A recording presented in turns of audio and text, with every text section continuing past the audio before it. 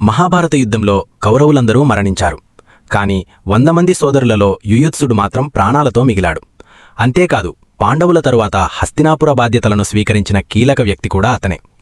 అసలు ఈ యుయుత్సుడెవరు? కౌరవ పక్షాన పుట్టి పాండవుల వైపు ఎందుకు వెళ్లాడు? యుయుత్సుడు కౌరవులలో మిగిలిన ఏకైక వీరుడు. యుయుత్సుడి జననం. ధృతరాష్ట్రుడికి గాంధారి వల్ల 100 మంది కుమారులు కలిగారు. అయితే గాంధారి గర్భవతిగా ఉన్నప్పుడు ఆమెకు పరిచర్యలు చేయడానికి సుగద, కొన్నిచోట్ల సావలి అని అంటారు అనే వైశ్యకులపు దాసి ఉండేది. ఆమె ద్వారా ధృతరాష్ట్రుడికి జన్మించిన కుమారుడే యుయుత్సుడు. ఇతను దుర్యోధనుడితో సమానమైన వయసు గలవాడు. రాజకుమారుడిగా పెరిగినా దాసీపుత్రుడు కావడంతో కౌరవ సోదరులు ఇతన్ని ఎప్పుడూ తక్కువ చేసి చూసేవారు. ధర్మం వైపు నిలబడ్డ ధీరుడు. యుయుత్సుడు కౌరవుల మధ్య పెరిగినా అతని ఆలోచనలు ఎప్పుడూ విదురుడిలా ధర్మబద్ధంగా ఉండేవి.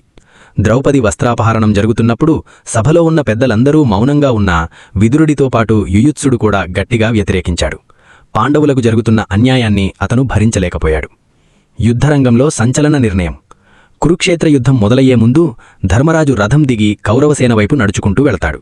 భీష్మ, ద్రోణుల ఆశీస్సులు తీసుకున్న తర్వాత ధర్మరాజు బిగ్గరగా ఇలా అడుగుతాడు: ధర్మపక్షాన ఉన్న మీలో ఎవరైనా సరే ధర్మం వైపు నిలబడాలి అనుకుంటే ఇప్పుడే రండి, నేను మిమ్మల్ని సాదరంగా ఆహ్వానిస్తాను.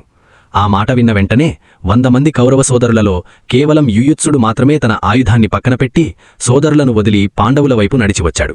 దుర్యోధనుడు అతన్ని ద్రోహి అని పిలిచినా యుయుత్సుడు వెనక్కి తగ్గలేదు. యుద్ధంలో యుయుత్సుడి పాత్ర.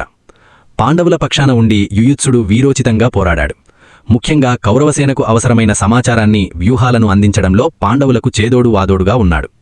తన సొంత సోదరుల మరణాన్ని కళ్లారా చూడాల్సి వచ్చినా ధర్మం కోసం ఆ బాధను భరించాడు. హస్తినాపుర పాలకుడు. ధర్మరాజు పట్టాభిషిక్తుడయ్యాడు. పాండవులు స్వర్గారోహణకు వెళ్లే ముందు అర్జునుడి మనవడైన పరీక్షిత్తును రాజుగా ప్రకటించారు.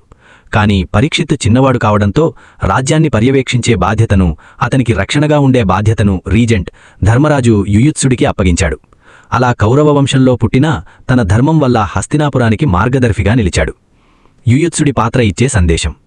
పుట్టుకతో ఎవరూ చెడ్డవారు కాదు. మనం పెరిగిన వాతావరణం అధర్మంతో నిండి ఉన్నా మన అంతరాత్మ చెప్పే ధర్మం వైపు నిలబడటమే గొప్పతనం.